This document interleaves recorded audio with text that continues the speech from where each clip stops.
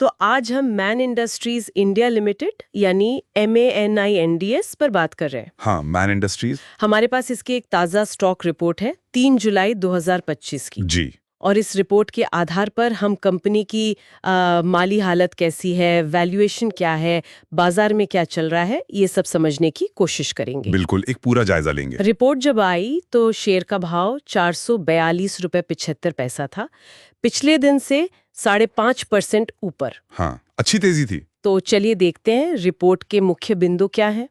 Report ने company को strong performer कहा है। ये DVM स्कोर पर आधारित है, ड्यूरेबिलिटी, वैल्यूएशन, मोमेंटम।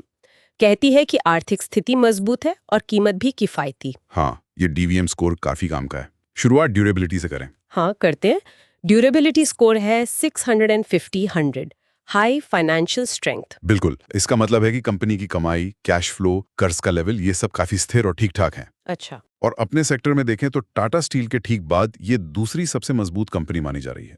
लेकिन मैंने सुना कुछ आंकड़ों में थोड़ा विरोधाभास भी है। हाँ, ये एक दिलचस्प पॉइंट है। देखिए, नेट प्रॉफिट और ऑपरेटिंग प्रॉफिट मार्जिन तो अच्छे बढ़ रहे हैं, मतलब पिछले औसत से तेज। ये तो अच्छी बात है। हाँ, बिल्कुल।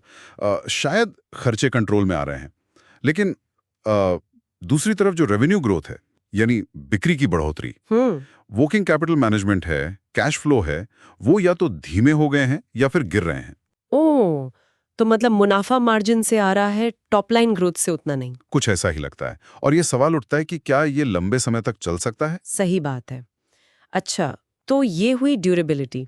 अब वैल्यूएशन पर आते हैं। Score 54,100, affordable valuation. हाँ, अफोर्डेबल तो लिखा है। तो मतलब कीमत ठीक है। देखिए, सतही तौर पर तो यही लगता है, लेकिन रिपोर्ट में एक चेतावनी भी है। क्या? रिपोर्ट साफ कहती है कि स्टॉक का PE ratio, price to earnings, वो सेल जोन में है। Sell zone? हाँ, अभी PE 19.4 है और रिपोर्ट बताती है कि करीब 75% बार इसका PE इससे नीचे रहा है, ऐतिहासिक रूप से। ओह, तो मतलब ये महंगा हो चुका है शायद। जो बढ़त आनी थी आ गई। ये एक संभावना है। ये संकेत देता है कि शायद ज्यादातर अपसाइड इसमें आ चुका है, रिस्क थोड़ा बढ़ जाता है ऐसे में।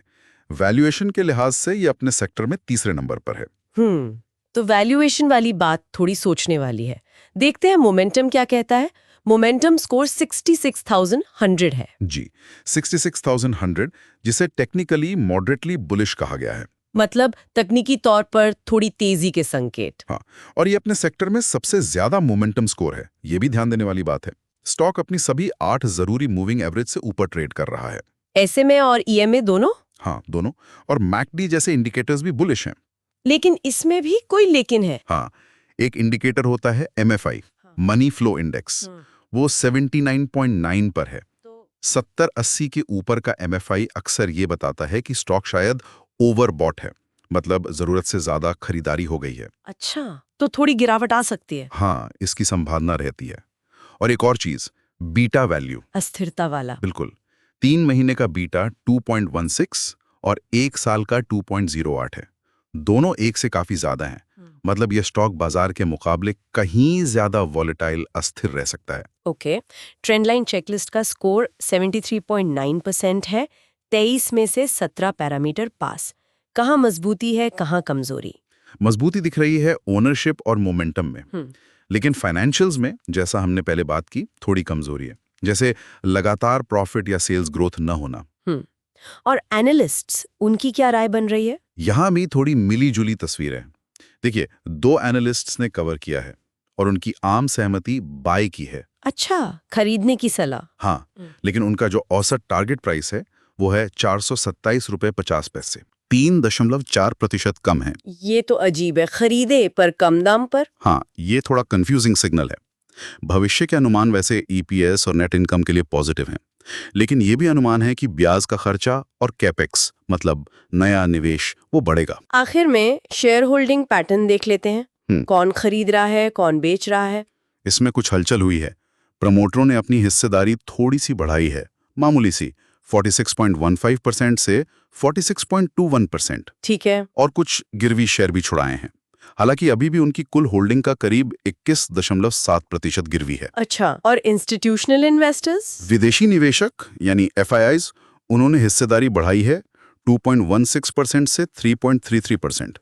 लेकिन जो घरेलू निवेशक हैं, DIIs और म्यूचुअल फंड्स, उन्होंने अपनी हिस्सेदारी घटाई है। तो FIIs खरीद रहे हैं, DIIs बेच रहे हैं। हाँ, ये भी एक तरह का मिक्स सिग्नल है। तो कुल मिलाकर अगर देखें, मैन इंडस्ट्रीज की कहानी काफी दिलचस्प है।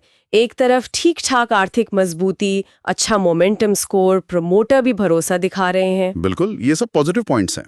लेकिन दूसरी तरफ वो पी वैल्यूएशन वाली चिंता है, सेल जोन में होना, एनालिस्ट का टारगेट प्राइस नीचे का होना, हाँ, और कुछ आर्थिक ग्रोथ रेट्स का धीमा पड़ना। FIIs खरीद रहे हैं पर DIIs और म्यूचुअल फंड्स निकल रहे हैं। सही कहा। तो ये निवेशकों के लिए एक मुश्किल फैसला हो सकता है। हाँ, ये एक अहम सवाल खड़ा करता है कि किसी कंपनी को देखते समय उसकी जो ऐतिहासिक मजबूती है और जो मौजूदा बाजार की चाल है, उसे आप संभावित ओवर वैल्यूएशन के संकेतों और एनालिस्ट की थोड़ी सावधानी के सामने कैसे तौलते हैं। बिल्कुल, इसी संतुलन को समझना शायद जरूरी है कोई भी फैसला लेने से पहले। जी हाँ, इसी पर विचार करना जरूरी हो सकता है।